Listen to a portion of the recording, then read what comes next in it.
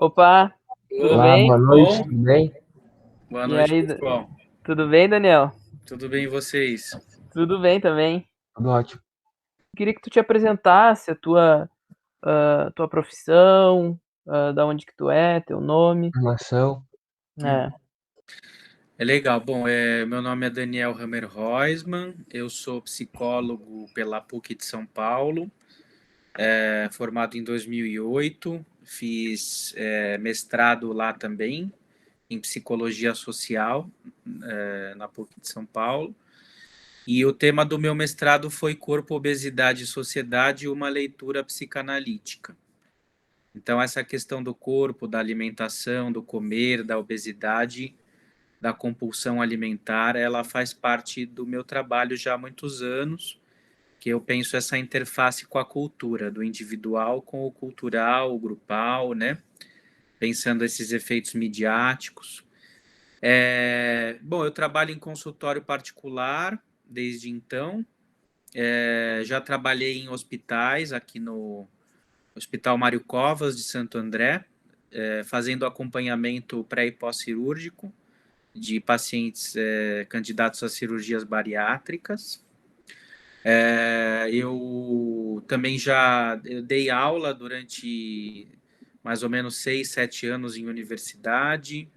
Trabalhei no... Eu fiz na verdade, uma extensão, um aprimoramento no HC, aqui de São Paulo, no Hospital das Clínicas, no Instituto de Pediatria, que é o ICR, né? Aí pegando patologias, psicopatologias diversas, né? Não só em relação à obesidade ou alimentação, né? E de lá para cá eu tenho outros projetos, enfim, ligados a humor, psicanálise, criação. Sou membro do Corpo Freudiano São Paulo. E ano passado eu e uma nutricionista aqui de São Paulo, a Daniele Fontes, nós criamos um grupo de interface entre psicanálise e nutrição chamado Nós do Comer, que é uma equipe de nutricionistas e psicólogos, psicanalistas, que debate tratamento em interface, né, da ciência, pensar o sujeito na cultura, as problemáticas, né, e tentando levar a psicanálise para dentro dos atendimentos médicos e para dentro dos atendimentos nutricionais. Daniel, então, assim, a minha primeira pergunta é mais sobre a autoestima e o quanto que a mídia pode impactar nisso. E então, assim, de que forma a mídia pode impactar na autoestima de uma criança, de um adolescente, e como é que a obesidade implica na aceitação, na aceitação do corpo, de alguma doença, talvez ocasionada por isso? Então, na verdade, a mídia ela é um dos fatores, né? Digamos assim, porque a nossa cultura ela é uma cultura gordofóbica, né? Por um lado, ela é uma cultura que dignifica a magreza, né? Corpos sadios dentro de uma certa perspectiva médica e estética, mas paradoxalmente ela produz obesidade, ela produz consumismo. Então aí não é nem tanto a questão da mídia em si mesma, senão a própria sociedade de consumo, que ela incita o volume, né? Em detrimento da qualidade, né, das coisas. Então a mídia ela pode entrar como um agente neoliberal, como um agente que vai incentivar o consumo justamente porque ela é paga, né? A mídia é privada, então ela vai estar a serviço das indústrias alimentícias, vai fazer propaganda de quem estiver financiando ela de alguma forma, né? O que acontece? Isso provoca efeitos na subjetividade, faz com que as pessoas se sintam angustiadas, de modo a que elas tenham que se encaixar num padrão estético e de saúde esperado, e isso desloca elas de um lugar de existência particular. Então, a própria cultura, através da mídia também, ela impõe, ela coloca imperativos, e ela dá pouco espaço à singularidade. Coma, mas ao mesmo tempo seja magro. Então, o que acontece? Esse paradoxo ele vai gerando um adoecimento coletivo, a chamada neurose de dieta e tal. E tem muitos grupos que já desenvolvem uma crítica em relação a isso, inclusive a própria mídia ela vem também sofrendo efeitos disso, de modo que hoje em dia tem se pensado numa política que valorize os corpos na sua variabilidade, né? Mas eu acho que isso ainda é um tanto tímido perto dessa violência ligada ao comer e à imagem corporal. Então, tanto a engorda é incentivada como a magreza também é incentivada, né? E tem aí uma ampla oferta de tratamentos também que visam, digamos, tratar esse mal-estar, mas não interrogando a lógica que o sustenta, que é a lógica do consumo, né? Pelo que eu pude entender, é como se a mídia, por exemplo, ela vai te incentivar a consumir alimentos que vão fazer tu engordar, mas ao mesmo tempo ela também vai punir esse, esse, essa forma de ser e também incentivar para que tu emagreça de volta. E vai ser um ciclo que só gera a questão financeira, né? Sim, tem um gatilho, né, que é justamente consumo, magreza, cirurgias, estética, remédios, as indústrias farmacêuticas também fazem muitas vezes lobby, né, para justamente vender bandas gástricas. Eu trato isso no meu livro, A Obesidade Não Toda, ou Quando a Gordura Fala, que é um desdobramento do meu mestrado, né, que eu comentei. Agora, existe também um culto à ortorexia, a essa comida saudável, que também é feita de uma forma imperativa, como uma espécie de contraponto, de avesso à lógica do consumismo, dos fast foods e tudo mais. E isso também acaba, digamos, abafando as pessoas, porque eu posso também querer comer coisas que não são propriamente saudáveis do ponto de vista médico, metabólico, científico, e eu preciso ter a minha liberdade de fazer isso. Então, digamos assim, que a mídia ela vai, digamos, aonde produz lucro, aonde ela pode produzir uma propaganda em prol de alguma coisa.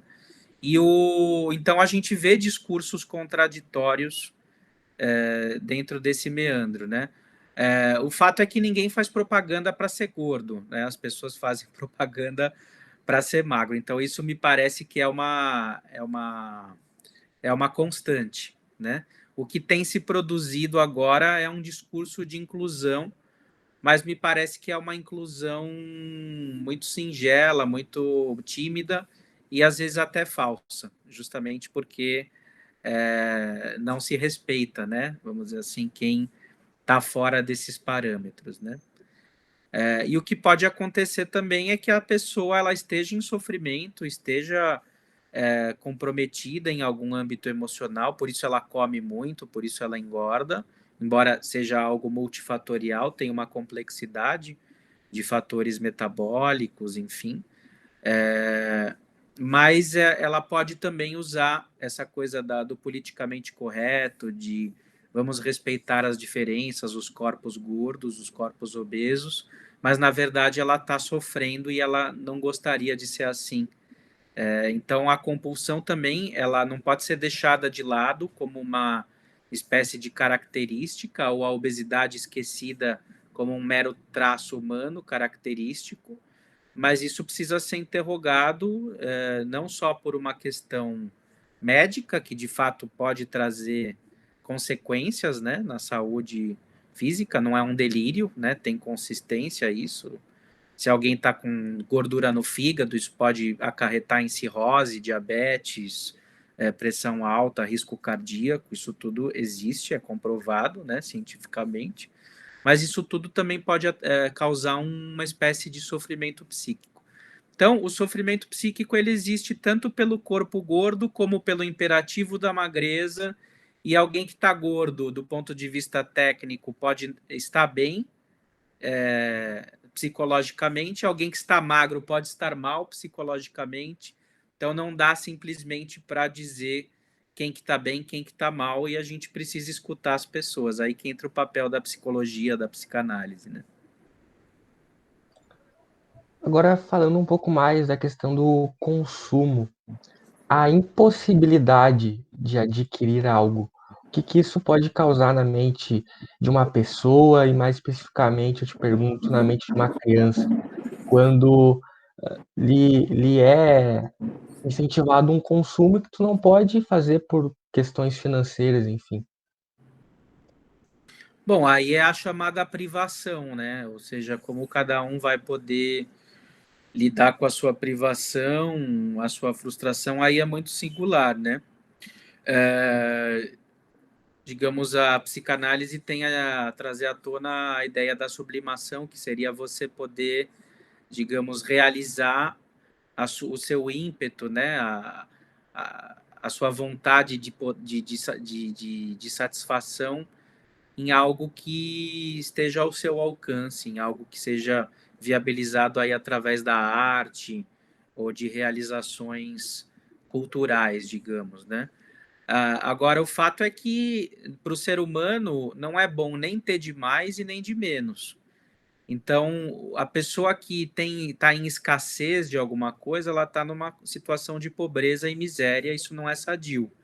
E aquele que também tem tudo o tempo todo, que não lhe falta nada, esse está parado também, tá preso numa mortificação, numa inanição. Então o ser humano, ele se move entre o gozo e o desejo, digamos. Se ele só deseja a partir do que ele não tem, ele está sofrendo porque ele está sempre em falta de alguma coisa.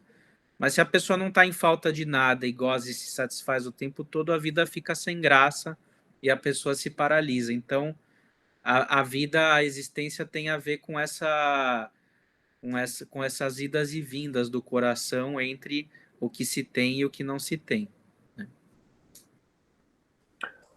Esses padrões, assim, que são até estipulados, como tu falou, assim, até pela mídia também, né?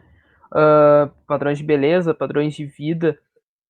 O que pode gerar numa pessoa, numa criança, em pequeno ou longo período, prazo? O que pode gerar sentimento de solidão, sentimento de menos-valia, de autodepreciação, né? De falta de amor, de sempre estar aquém de um ideal impossível, né? É importante destacar que o ser humano sempre cria ideais, cada sociedade tem os seus, né? Então isso não é exclusivo do nosso mundo de hoje. É que justamente cada época trabalha esses ideais estéticos, simbólicos e sanitários de uma dada maneira, né? E nós temos a nossa época com as suas especificidades, né?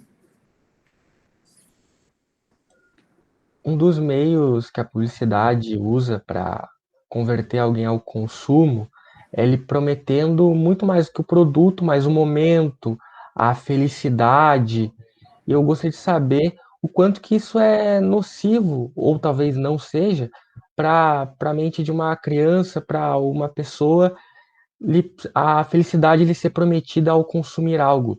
Aí vamos a um produto normal também como um alimento.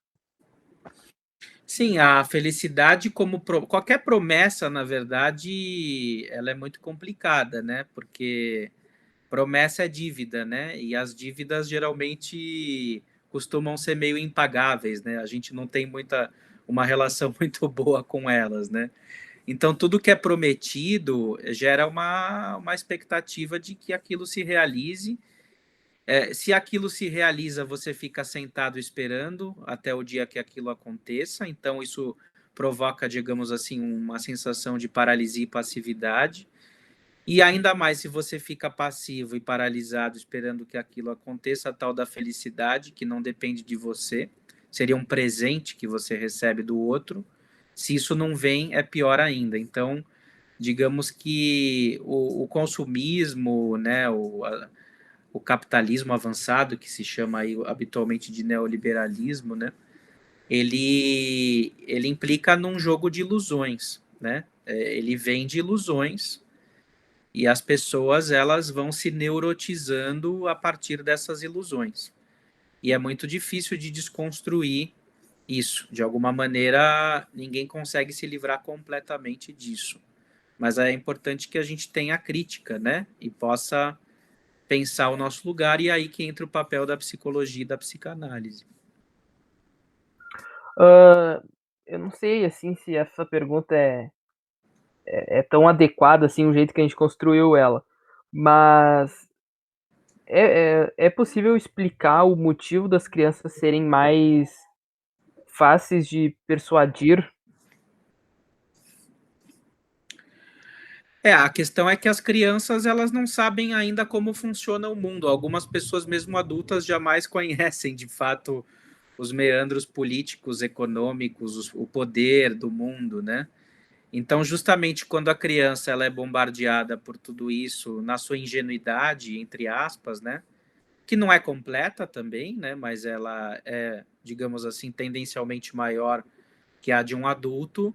Sim, isso vai se cristalizando e se sedimentando nela de uma forma perversa, e ela depois vai ter dificuldade de se desvencilhar disso, né? Porque ela passa a encarar isso como algo natural, o que não é. São construções sociais, né? Sociopsicológicas, né? Vamos dizer assim.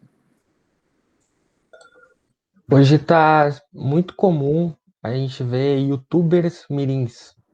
E as crianças assistem esses YouTubers que têm uma vida que mostra um padrão ali fora do comum, cheio de brinquedo, brincando toda hora, abrindo presente. O quanto que isso pode ser prejudicial para uma criança ficar assistindo isso 4, 5 horas por dia. Sim, bastante, né? Porque, digamos assim, que os YouTubers, eles não vendem, geralmente, claro, né? Sem entrar em detalhes, citar nomes, porque eu também não fico muito assistindo YouTuber mirim, né? Mas, assim, pelo que eu observo, pelo que eu detectei, né? Digamos que, a grosso modo, é transmitida a ideia de uma vida perfeita, de uma vida completa, de uma vida realizada, né? Isso não só para as crianças, mas para os adultos também. E justamente isso faz com que haja uma dificuldade de limite geracional, né? Ou seja, parece que no fundo não importa mais se você é criança, gordo, magro, alto, baixo, adulto, se você é hétero, se é gay, no fundo todos somos consumidores, né? Então a lógica do consumo ela pega todo mundo, né? Então tá todo mundo igual hoje. Nós conseguimos uma igualdade, só que uma igualdade pelo consumo, que não é uma igualdade quando isso é levado de uma forma excessiva, claro, né? Que não é não é uma igualdade sadia, né? Porque também, assim, não se trata de demonizar o consumo, né? Porque, de alguma maneira, digamos, a economia precisa disso para se movimentar, as pessoas precisam consumir coisas para viver, tem mimos e luxos também que podem ser saudáveis, por que não? Trocar de carro, comprar uma roupa nova, trocar um celular. Então, não se trata de demonizar o consumo, né? A não ser que você seja um comunista muito ferrenho, assim, né? Mas se você não for, o consumo ele precisa acontecer por motivos psicológicos e sociais e econômicos, políticos, né? A questão é reduzir o ser humano a um consumidor. Isso sim, é transformar a gente num objeto de consumo de empresas e de bancos, de redes sociais ou qualquer coisa nesse sentido. Né?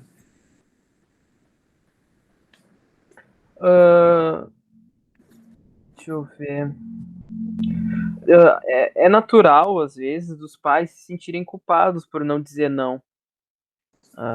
Assim, essa negação, às vezes eles não querem. E como é que pode não ceder a uma pressão psicológica?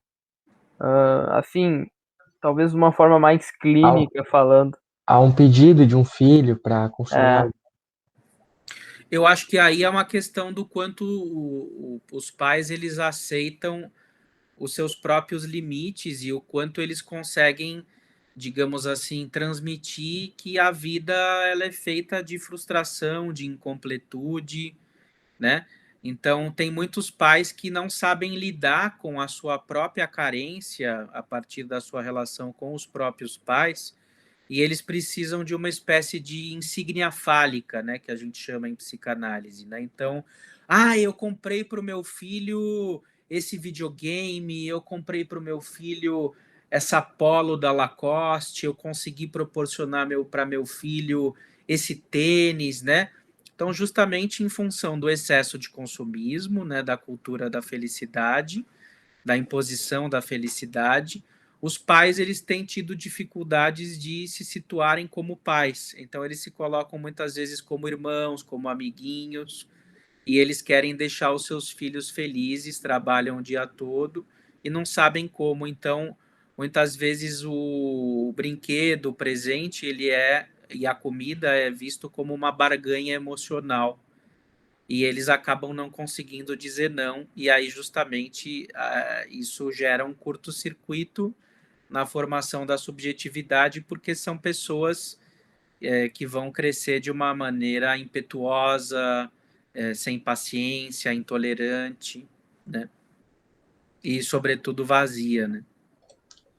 É, e até um pouco dentro disso, muitos pais dão a seus filhos coisas que não puderam ter na infância. E aí tem a sua vida realizada no filho. Gostaria que tu comentasse um pouquinho como é que isso funciona, como é que é uma parte, como é que é clinicamente isso que acontece. Sim, a gente sabe que não agora nesse governo, pelo menos dentro da minha opinião, né? Até em função da pandemia também, né?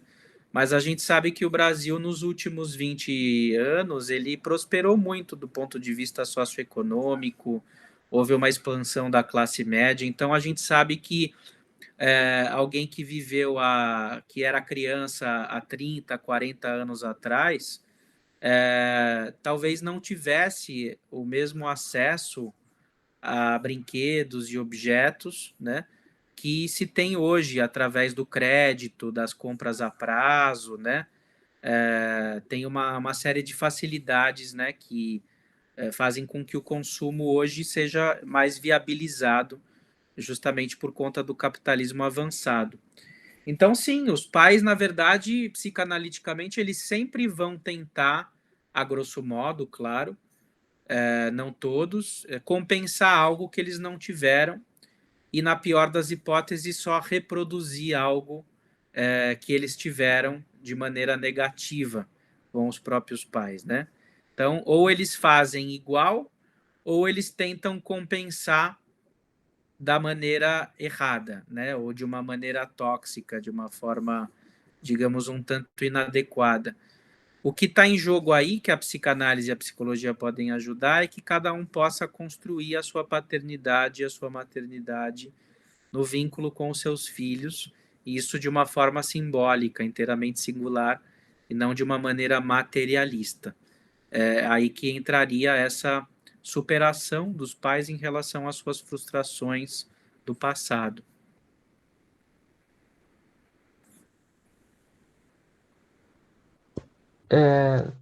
Dentro disso também, as crianças e adolescentes podem ficar agressivos com seus pais por não terem o que lhe foi passado a querer pelo incentivo da mídia. Como os pais podem lidar com isso de uma maneira que não seja autoritária, mas no sentido assim agressiva também, né? Mas para o filho entender que não pode comprar determinada coisa, enfim. Então, essa agressividade eu entendo que ela deriva de uma impossibilidade da construção de um laço, de um vínculo emocional entre as partes, né? Ou seja, quando a relação ela se reduz a barganhas materiais, me dá isso que eu me comporto, se você fizer a lição eu te dou não sei o quê, se você passar de ano eu te presenteio com tal coisa. Se a relação ela fica empobrecida a barganhas materiais, então a agressividade toma conta, né? Porque eu não tenho por que te respeitar. Você não me ama, né? Porque dar um brinquedo não é sinal de amor, necessariamente, claro. Pode ser que sim, que a pessoa está dando, faz parte também dar e presentear. Mas que alguém tente compensar um vazio emocional compulsivamente, repetidamente, através de objetos, é porque há uma dificuldade de estabelecer um vínculo de amor verdadeiro. Não que não haja esse amor, mas que há dificuldade dele se expressar. Então, a criança ou o adolescente vão ficando viciados nessas migalhas materiais, nesses presentinhos, e quando isso não acontece, aí irrompe uma fúria, a gente chama de passagem ao ato, né? E aí pode ter a abertura para delinquência, uso de drogas, um uso aí não recreativo, né? Mas um uso mais destrutivo, né? Das drogas e assim por diante. Então, é por isso que justamente é uma sociedade potencialmente adoecedora e a gente tem que pensar num resgate dos laços parentais, do amor e da construção de lugares simbólicos e não artificialmente forjados pela barganha material. E eu não sei Ah, também, pode ir, Natan.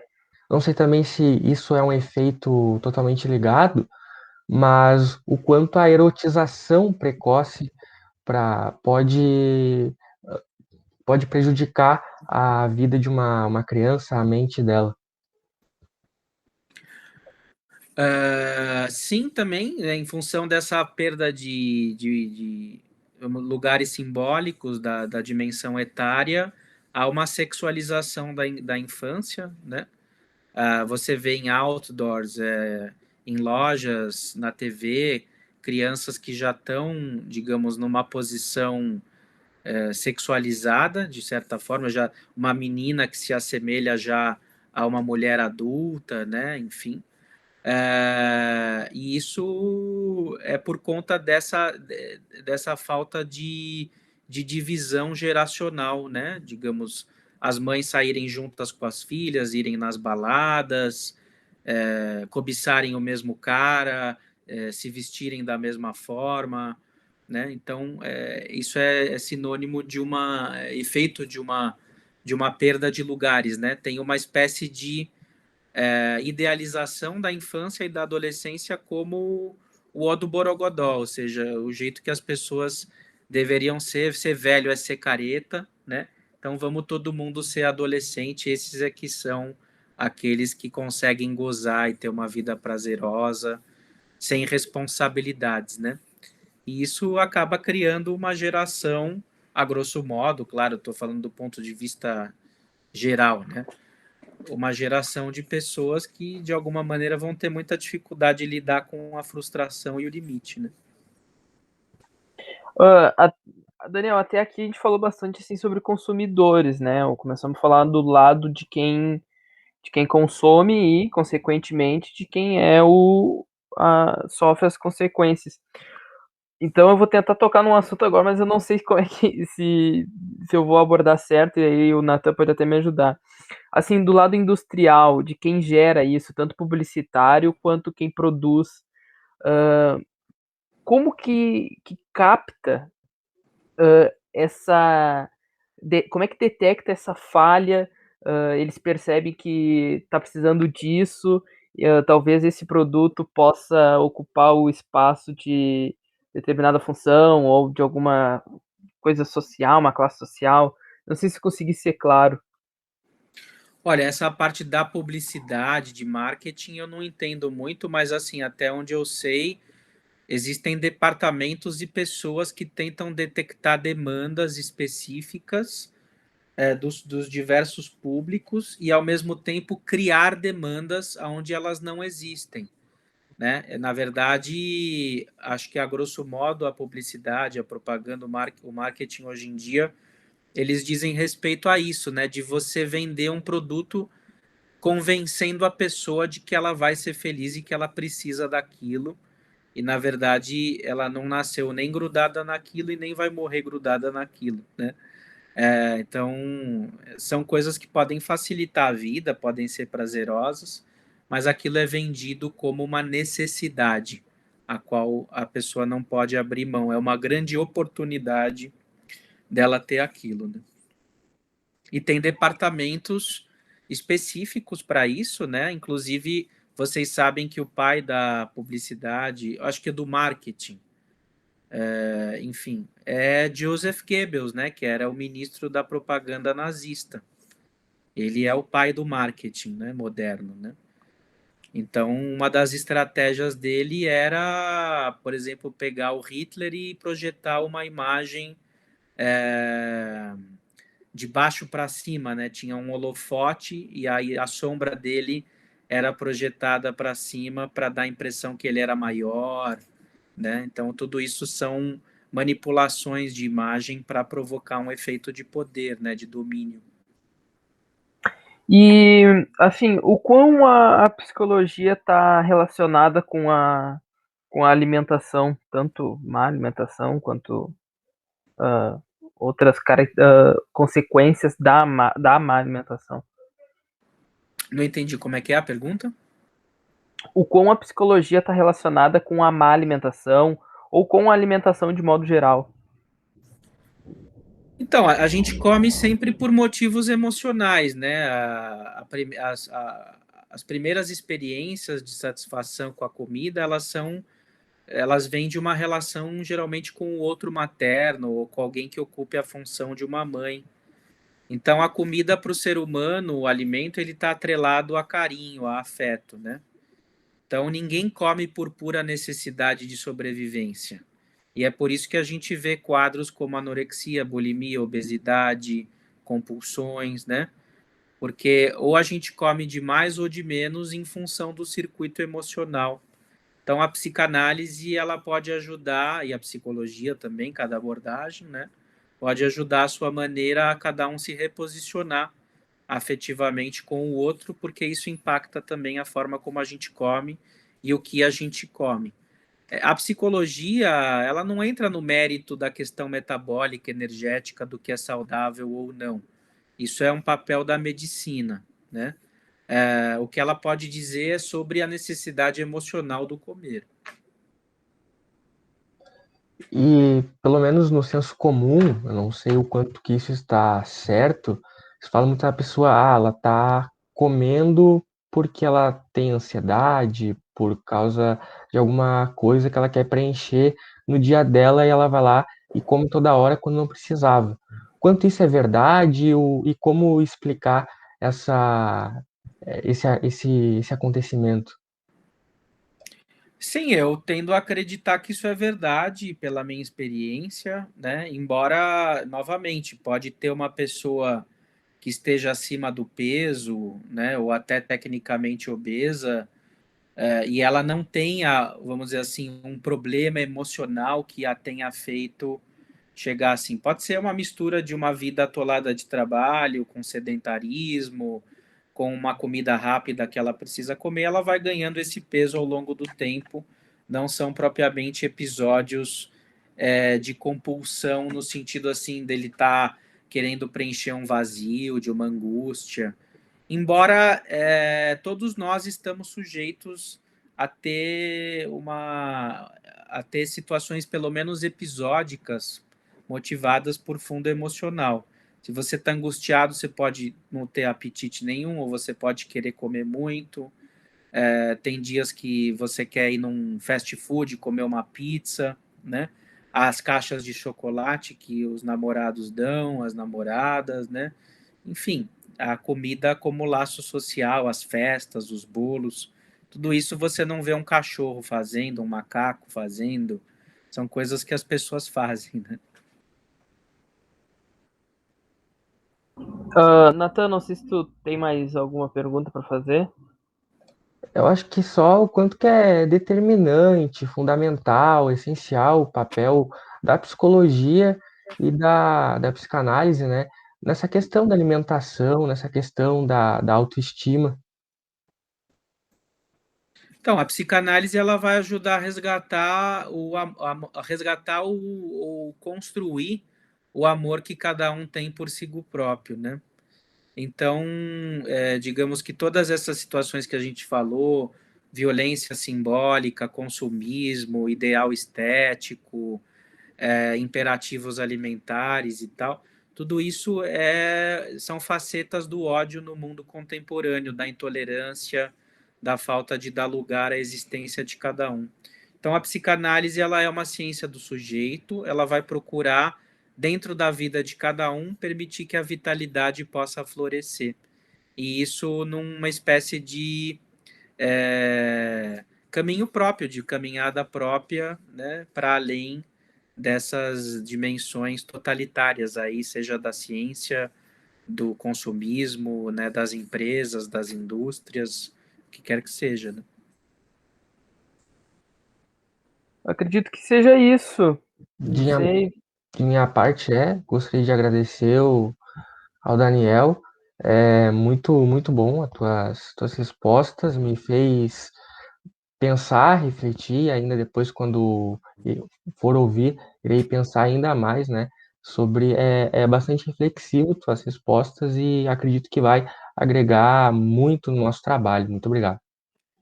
Imagina, olha, inclusive eu agradeço se vocês puderem, inclusive, me mandar esse link, porque Sim, aí depois eu posso preparar um podcast também lá para o Nós do Comer, como certo. sendo essa entrevista. Não sei se tem que ter exclusividade para o trabalho de Uhum, vocês. Não, não. Até a gente queria falar sobre isso. A gente tá terminando as rodadas de entrevistas e aí a gente vai editar.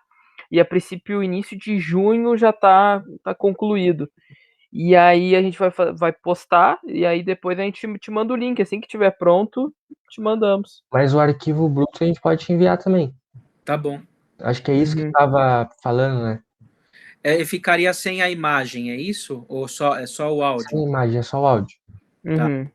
Tá bom. Aí, porque aí o que eu faço? Eu mando lá pro Luiz, que é um amigo meu, que a Uhum, gente tem um canal no YouTube também, o Nós do Comer. Se vocês quiserem, inclusive, recomendar pro pessoal e tal. sim. Claro. E tem o nosso Instagram, né, Nós do Comer. Aí eu vou pedir pro Luiz pegar o áudio da entrevista e fazer uma montagem com imagens ao fundo de comida, tal, criança, não sei o quê. Aí fica um vídeo, entendeu? Fica o áudio da reunião, mas aí tem um vídeo com imagens também para a Sim. gente botar no YouTube.